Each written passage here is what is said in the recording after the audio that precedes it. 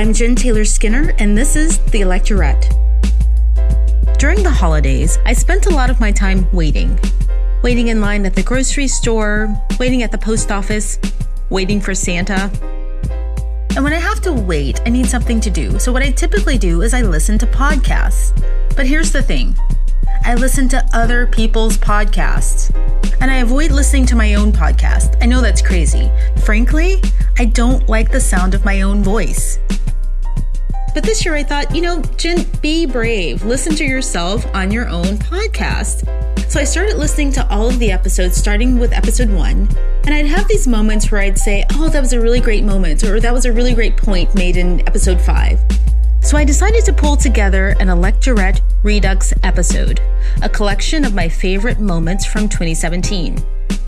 Last fall, I did a few episodes that were focused on mass shootings and the misogynistic element of those shootings. In 2017 in Las Vegas, we had one of the largest, most deadly mass shootings in American history. That was around the same time I had a conversation with author and professor Ruth Defoster. She's the author of the book Terrorizing the Masses, and she is an expert on mass shootings and terrorism. This conversation was really helpful in understanding what to look for in mass shooters. We talked about the common traits you'd find in most mass shooters, including toxic masculinity. So here are some highlights from my conversation with author and professor Ruth Defoster. Right. And so you mentioned a study on rampage shootings by Catherine Newman, right? And she notes that there are always 5 consistent conditions in these shootings. I don't know if she's specifically talking about school shootings or just rampage shootings generally, or mass shootings. What are those conditions? I know it's like social isolation, access to guns. Can you recall those? Yeah. So Catherine Newman wrote a great book about rampage shootings, and she is predominantly talking here about school shootings, but having done, a decade of research at this point about lots and lots of different mass shootings, I think that these are pretty universal facets that underlie a lot of mass shootings. She says that rampage shootings almost always include 5 necessary conditions. She says the shooter has to perceive himself, and of course she says himself here because shooters are almost always male, as extremely marginal in the social worlds that matter to him. He must suffer from psychosocial problems like significant mental illness, abuse, or drug use that magnify the impact of this perceived marginality. She talks a little bit about media representation. She says that there have to be these cultural scripts, these prescriptions for behavior that are gleaned from news or entertainment media that have to be available to lead the way toward an attack. There have to be a failure of surveillance systems that are intended to identify troubled individuals before their problems become extreme.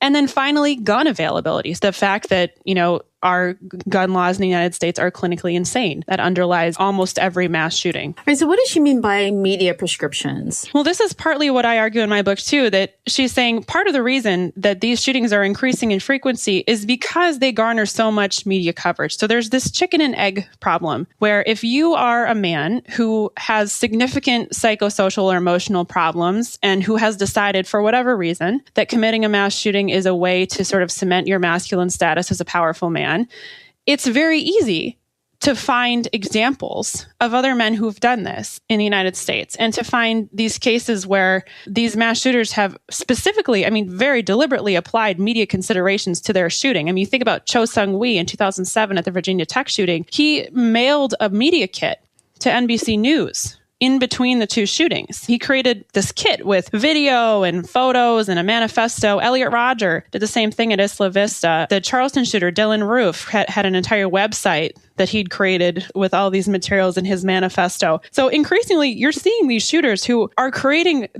a media event. And that's what they're attempting to do is to use the news media in pursuit of their goal of infamy. Right. And I wanted to talk about the branding that you mentioned, because they do brand themselves, sending media kits. And also there's a trend of taking kind of these hyper-masculinized photos of themselves. Yeah. Well, 2 of the cases I look at in the book are the Charleston church shooting and the Orlando nightclub shooting. And one of the things that I just was really struck by when I started doing research into these 2 cases is how similar these 2 shooters were. They weren't presented as being particularly similar in news reporting about these 2 cases. One was presented as a terrorist, while one was this sort of mentally ill boy next door gone wrong.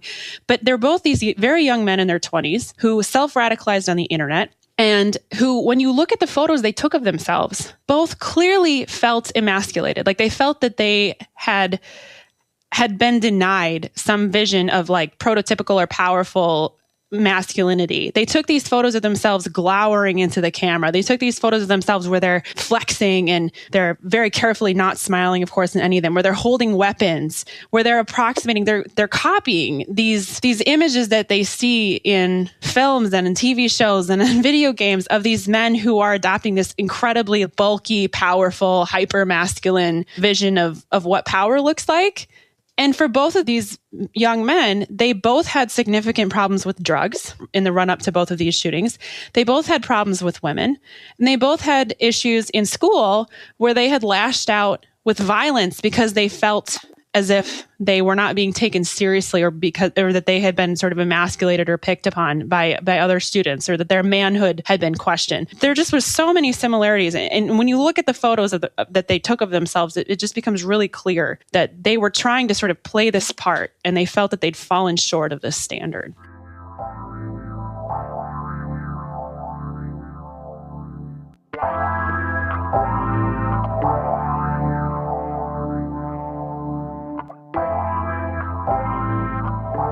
One of the things I often hear in the media in relation to these shootings is that the shooter must have snapped, right? You hear the word snapped all the time. Yeah, there's a TV show by that name. Oh, that's right. There is a TV show called Snapped. That's right. It's So what is the problem with framing these shootings or the shooters as having snapped? Well, the problem is that mass shooters don't snap. They predictably move down a path toward violence. And in every mass shooting I've ever studied, this wasn't a case where, this guy's going about his life and one day he just can't take it anymore. And this is the straw that breaks the camel's back and he goes off. It does not happen like that. These are men who plan these shootings in advance, carefully, meticulously, with an enormous amount of forethought. It's not a matter of snapping. And so to reduce it to just this simple explanatory variable of it, well, first of all, it suggests that it wasn't their fault, right? That these external things just built up until they couldn't take it anymore. Second of all, it's just false. So we tend to have this image of, that anyone could just become violent. And that's just not true, because again, this isn't a problem that's committed by this accurate cross-section of all Americans. This is a crime that's committed by men. It's only men who are doing this. So why is that? It's not because they're snapping. It's because of this confluence of other social elements. And it's because they're planning to do it. They're choosing to commit mass shootings. Let's talk a bit about the misogyny and the misogynistic element of these shootings. There isn't always evidence of romantic rejection in the picture, right? So in what ways are all of these shootings misogynistic in nature? Well, there's a scholar named Jackson Katz, and he has a great documentary film that I highly recommend about this. It's called Tough Guys. That's GUIST, where he talks a little bit about just the fact of masculine violence as itself being a facet of misogyny, that, 90% of convicted murderers are male. What does that mean? Is that misogynistic violence? Arguably, yes. 99% of convicted rapists are male. The vast overwhelming majority of mass shooters are male. Now, in all of these cases, they don't necessarily have an explicit component of romantic rejection or of hatred of women, but in a surprising number of them, they do. If you look at like Elliot Rodger's video that he put on YouTube before he committed the Isla Vista shooting, where he talks about his alienation and romantic rejection from women, the Red Lake school massacre, the Virginia Tech shooting, the Northern Illinois University shooting, Omar Mateen, Nidal Hassan, all of the cases that I look at in my book. In every one of those cases, these are men who either had been rejected by women or felt emasculated or were worried about some component of their ability to fulfill their imagined destiny as a masculine man. This episode is brought to you by Shopify. Upgrade your business with Shopify, home of the #1 checkout on the planet. Shop Pay boosts conversions up to 50%, meaning fewer carts going abandoned and more sales going cha-ching. So if you're into growing your business, get a commerce platform that's ready to sell wherever your customers are. Visit Shopify.com to upgrade your selling today. This episode is brought to you by LifeLock. The new year brings new health goals and wealth goals. Protecting your identity is an important step. LifeLock monitors millions of data points per second. If your identity is stolen, LifeLock's restoration specialist will fix it, guaranteed or your money back. Resolve to make identity health and wealth part of your New Year's goals with LifeLock. Save up to 40% your first year. Visit LifeLock.com/podcast. Terms apply. In 2017, I also spoke with Professor Pamela Nettleton. She is an expert on domestic violence. She's also extensively studied the media's portrayal of domestic violence. In these highlights, Pamela and I talk about some of the statistics and trends around domestic violence.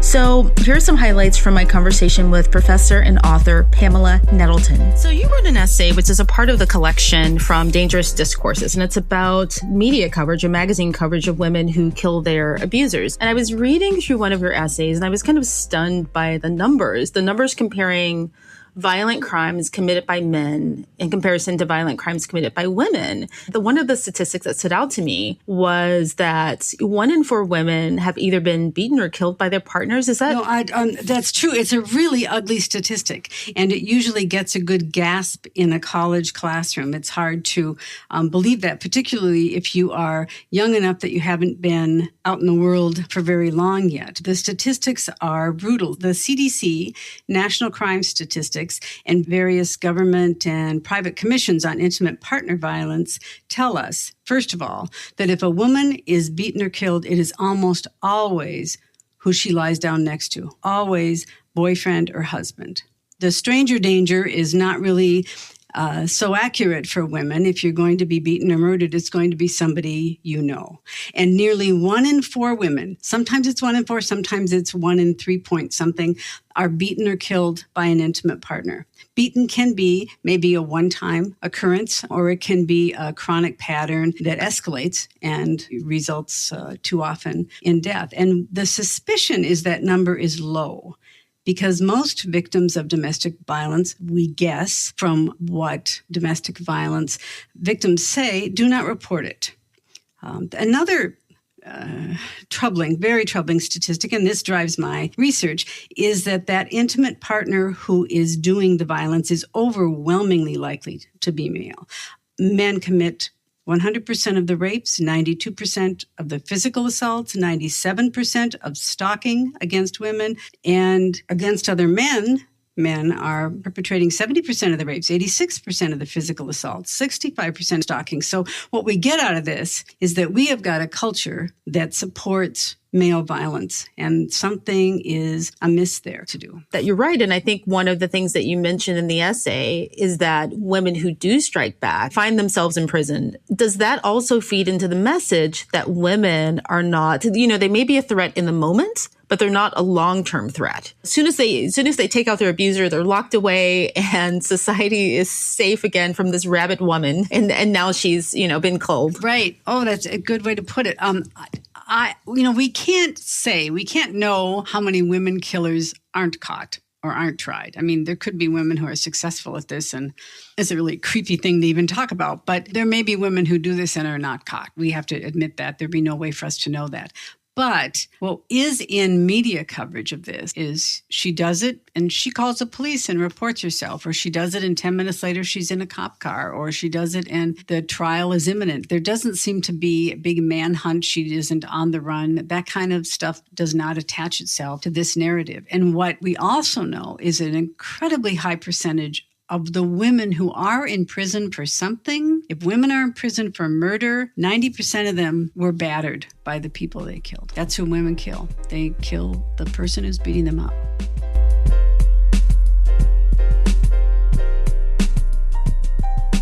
In my most recent episode with professor and author Kate Manne, she's the author of the book Down Girl, The Logic of Misogyny, we discussed the crimes of Elliot Rodger.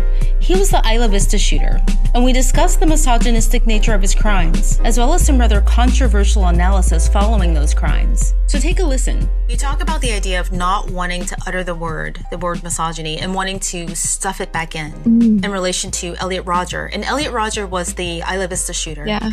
And so Rodger had a well-known manifesto where he talked about why he felt the need to carry out this shooting, what his motivations, right? Basically, he pointed to romantic rejection. Yeah. And so what I really found shocking was how many people rejected the idea that there was anything misogynistic about this crime. I mean, can you explain some of the reasons that were given for saying that this crime was not misogynistic in nature? Yes, that was exactly what got to me. So the initial story was horrifying. This man, 22-year-old man, who had felt sexually rejected and who had uploaded this video pre-confession as well as a written so-called manifesto, really more of a memoir, outlining his grudges against the women, the quote-unquote hot blonde sluts who had refused to give him sex and attention and love. And it just seemed to me so paradigmatic of misogyny, so paradigmatic of a certain kind of aggrieved entitlement, which when it becomes toxic and violent is such a common source of damage to girls and women, including in America and Australia, but also in other parts of the world. Rogers' crime, in fact, seemed to me to have more in common with so-called honor killings than many American commentators would have one believe. But that was the thing. There was a sort of series of rank denials of Rogers' misogyny in the media that seemed to be so confident and to be reaching around for reasons why this couldn't be misogyny, that it looked to me like motivated reasoning, that there was a real reluctance to say that this even could be misogyny, such that the diagnosis offered by feminist commentators, and which I found natural, was dismissed out of hand for various more or less spurious and post hoc reasons that I try to canvass in that first chapter. So it looked like the denialism around this obvious instance was symptomatic of the ways in which misogyny goes under the radar, even when it's incredibly brazen and incredibly unsubtle and incredibly obvious. Well, in this case, I thought that the case of Elliot Rodger, I thought the link to misogyny was pretty obvious. Yeah. Right? So one of the reasons that was given was the idea that misogyny and desire couldn't coexist, right? Mm. And because he expressed such an intense desire for these women, that his actions couldn't be described as misogyny. Yes. And what a bizarre idea that sexual desire can't coexist with hostility. It's actually the most natural thing in the world that sexual desire or desire of any sort, be it for conversation or service or emotional nurture or moral labor, when that desire is unsatisfied, there's actually a very natural psychological basis for hostility, especially when that desire is combined with a sense of male entitlement to women's, sexual, emotional, reproductive, and social services. So it seemed like this was actually an instance where it was very easy to explain the gendered hostility, and yet the label was still withheld in a very determined way. If not him, then whom, in other words. You also talk about the idea of a naive conception or the naive conception of misogyny. What do you mean by that? So I think there's a way of interpreting the dictionary definition. So the dictionary definition generally just says something like hatred of women, and we might want to add because they're women. And some dictionaries have actually recently expanded the definition following the Prime Minister of my home country of Australia's, Julia Gillard, gave what's known as the misogyny speech in 2012. But with the classic dictionary definition, there's a temptation to read that psychologistically as misogyny is a hatred in the heart, harbored most usually by men in relation to women. So misogyny is kind of something in a man's mind. Whereas there's another way of reading the classic dictionary definition that is, I think, less naive and more in line with feminist usage of the term misogyny, which is hatred or hostility that women face, the hateful and hostile reactions women face because they're women in a man's world, namely a patriarchy historically. So you go into that a bit in chapter 2, where you explore the idea of misogyny not being about the hostility men may or may not feel towards women, but rather the hostility that women feel when navigating our patriarchal social structure. What do you think the advantages of our shifting our view of misogyny to the latter definition? Yeah, that's a terrific question. I think one of the advantages is epistemic. So there's this danger that if we hold misogyny to be a deep psychological property of individual agents, then it will become very difficult to know or justifiably believe if someone is a misogynist. So that will lead to this epistemic problem where it becomes this term that we can barely use to name problems, even though it seems to be that this powerful, morally loaded term that ought to have a political purpose. Misogyny ought to be the kind of term that we can use to name political problems as women. But it looked like if it is this psychological property, there's both this inscrutability aspect to it, but it also becomes something which is isolated to individual agents rather than broader social practices. So if you look at the GOP's attitude towards reproductive rights, it doesn't look like there is necessarily particular agents who you can tie the hostile attitude to. Many of the relevant politicians may merely be cynically appealing to their base. We don't know exactly out of the base whom sincerely believes that women ought not to have the right to an abortion or don't have the right to an abortion and try to withhold that form of healthcare. But it does seem to me that the relevant practices are incredibly hostile and punitive to women who are trying to have the relevant freedoms to which they're entitled to, and that those sorts of hostilities are explained aptly in terms of patriarchal social structures that are being enforced and policed via these policies that are, punitive and hostile without being a property of individual agents. So centering on the women, the girls, the targets and victims of misogyny in this definition, rather than individual agents, typically men who have this psychological hostility at a deep explanatory level, I think that will encompass misogynistic agents but not be exhausted by them.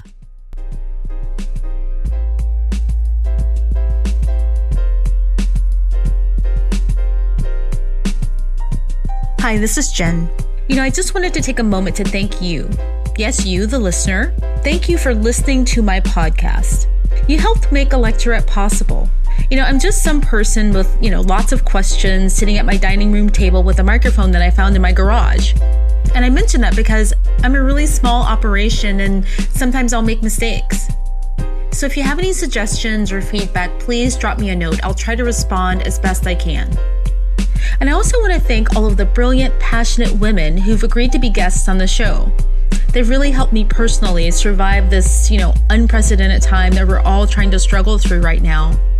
And I really hope you, the listener, are finding something that you need in these interviews as well. By the way, if you'd like to support Electorette, follow me on social media. We're on Facebook and Twitter at Electorette, and I've recently set up a Patreon page, patreon.com/Electorette. Lastly, look forward to some new content and some new interviews in the upcoming weeks. I've just started recording for 2018 and I've got a great lineup for you. I'm also going to start posting transcripts of all of the interviews, as well as publishing some supporting content on the Electorette blog. So I think that's it. Thank you so much for listening and keep up the good fight.